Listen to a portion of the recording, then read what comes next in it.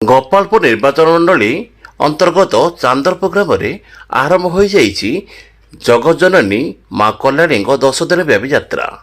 ପ୍ରତିବର୍ଷ ମହାଳୟାଠାରୁ ଆରମ୍ଭ ହୋଇ ଏହି ପର୍ବଟି ଦଶହରା ଦିନ ଶେଷ ହୋଇଥାଏ। ବିଶେଷ କରି ପରମ୍ପରା ଅନୁସାରେ ମହାଷ୍ଟମୀ ଦିନ ଆରମ୍ଭ ହୋଇ ଦୀପଦାନ କରାଯାଇଥାଏ। ସାରା ଗଞ୍ଜାମ ଜିଲ୍ଲା ସମେତ ପଡ଼ୋଶୀ ଆନ୍ଧ୍ରରୁ ମଧ୍ୟ ବହୁ ଶ୍ରଦ୍ଧାଳୁ ଆସି ଦୀପଦାନ କରିଥାନ୍ତି ବୋଲି ପଣ୍ଡିତ ଗଙ୍ଗାଧର ମିଶ୍ର କହିଛନ୍ତି। ଲୋକଙ୍କ ମତରେ ଯାହା ଯେଉଁ ମାନସିକ ଥାଏ ମହାଷ୍ଟମୀରେ ଦୀପଟିଏ ଦେଇ ମାଙ୍କ ଶରଣରେ ଭକ୍ତଙ୍କ ମନସ୍କାମନା ପୂରଣ ହୋଇଥାଏ।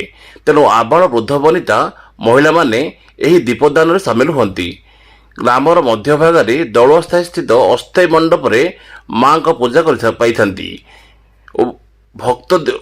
ଉକ୍ତ ଦିନ ମାନଙ୍କରେ ବିଭିନ୍ନ ପ୍ରକାର ମନୋରଞ୍ଜନ କାର୍ଯ୍ୟକ୍ରମ ହୋଇଥାଏ। ଏହି ଦଶକ ଧରି ଡକ୍ଟର ପଣ୍ଡିତ ଗଙ୍ଗାଧର ମିଶ୍ର ପୂଜାର୍ଚ୍ଚନା କରିଥାନ୍ତି। ବିଶେଷ କରି ଗ୍ରାମ୍ୟ କମିଟିଙ୍କ ଦ୍ୱାରା ଆୟୋଜିତ ଅପେରାରେ ସବୁବେଳେ ମୁଖ୍ୟ ଆକର୍ଷଣ ହୋଇଥାଏ। ଗ୍ରାମ୍ୟ କମିଟିଙ୍କ ମୁଖ୍ୟ ବାଲ୍ୟରାମ ଦଳାଇଙ୍କ ସମେତ ବାବୁଲା ପାତ୍ର, ଧୀରେନ ପାତ୍ର, ଅଜିତ ଦଳାଇ, କାହ୍ନୁ ମହାନ୍ତି, ଶରତ ପାତ୍ର, ରାଜୁ ସାଲୁ ପ୍ରମୁଖ ପରିଚାଳନାରେ ସହଯୋଗ କରିଛନ୍ତି ଏବଂ ଏହି 10 ଦିନ ଧରି ପଣ୍ଡିତ ଗଙ୍ଗାଧର ମିଶ୍ର ଏହାର ପୂଜାର୍ଚ୍ଚନା ଦାୟିତ୍ୱ ନେଇଛନ୍ତି।